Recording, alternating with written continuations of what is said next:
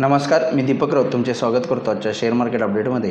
आज मार्केटनं सुरुवातीपासून positive momentum कायम ठेवला. पॉझिटिव्ह ओपनिंग झाल्यानंतर मार्केटनं पॉझिटिव्ह बायस कंटिन्यू ठेवला. Most of the time Nifty जो होतो 23,500-600च्या आसपास ट्रेड करत राहिला.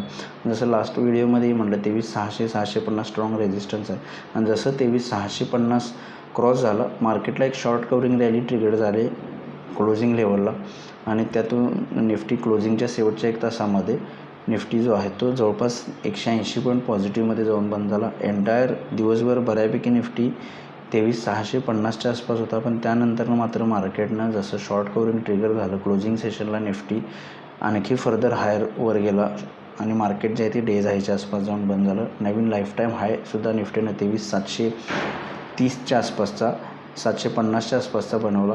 बँक निफ्टी आजचा स्टार सेक्टर राहिलं लीड करणारं. जवळपास 900 पॉईंटची तेजी बँक निफ्टीमध्ये बघायला मिळाली. याचं रिझन HDFC बँक ICICI बँकमध्ये आलेली तेजी.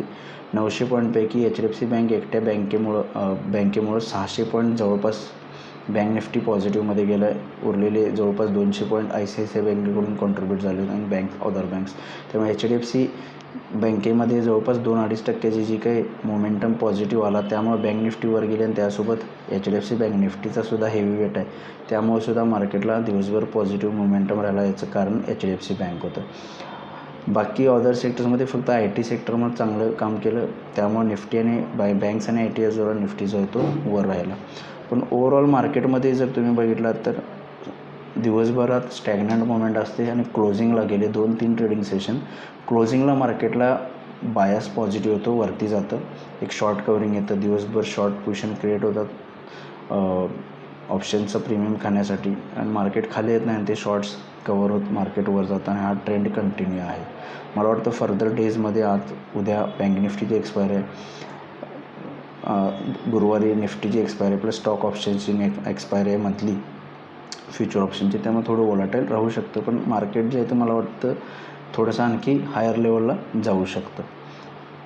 FIDAचा डेटा FISने आज बाय केले 1175 करोडचं. DISने किरकोळ 150 करोडची विक्री केली. ओव्हरऑल FISने बऱ्याच दिवसानंतर आज बाय केलेलं आहे.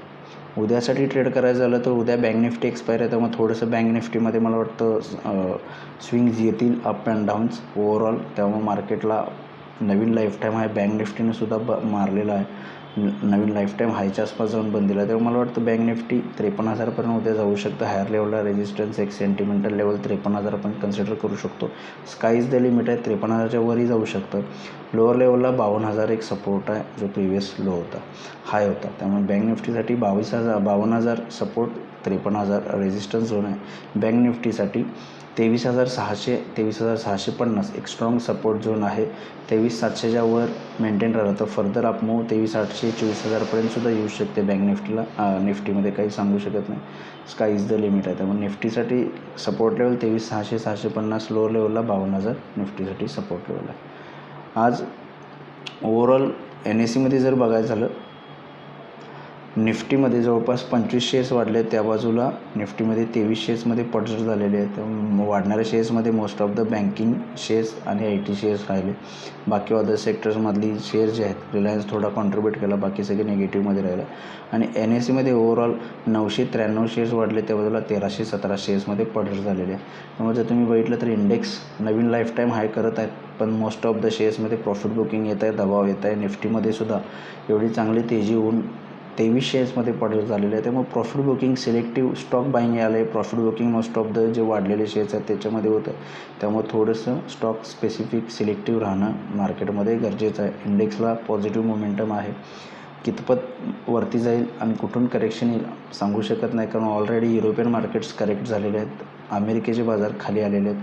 आपल्या मार्केटमध्ये रिटेल बूम आहे, प्लस FIs थोडं खरेदी करायला आणि शॉर्ट कवरिंग, नवीन गव्हर्नमेंट अस्तित्वात आहे. त्यामुळे हा पॉझिटिव्ह मोमेंटम कंटिन्यू राहिलेला आहे.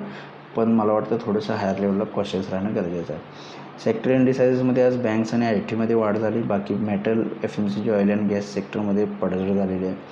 ग्लोबल मार्केटचा आढावा घ्यायचा झाला तर युरोपियन मार्केट्स अर्धा ते 1% मायनस आहे. जसं मगाशी म्हटलं ग्लोबल मार्केट्स करेक्शनमध्ये फक्त आपलं मार्केट वाढत आहे. युरोपियन मार्केट्स अर्धा ते 1% मायनसमध्ये निगेटिव्ह आहेत. डाव फ्युचरसुद्धा जवळपास 100 पॉईंट डाव जोन्स मायनसमध्ये आहे. काल नॅसडॅक जवळपास 1% मंदी नॅसडॅकमध्ये झालेली. तर मग ग्लोबल मार्केट्समध्ये थोडंसं जे आहे प्रॉफिट बुकिंग आलेलं आहे, करेक्शन आलेलं आहे. आपल्या मार्केटमध्ये ते अजून बघायला मिळालेलं नाही.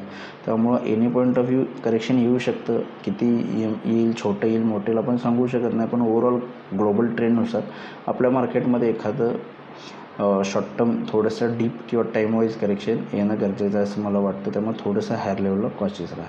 तर बघूया मार्केट्स उद्या कशा पद्धतीने बिहेव होते. माझा व्हिडिओ ऐकला त्याबद्दल धन्यवाद. माझा व्हिडिओ जास्तीत लाईक करा, शेअर करा, माझ्या चॅनल सबस्क्राईब करून डेली अपडेटसाठी बेल आयकॉनला क्लिक करा. धन्यवाद.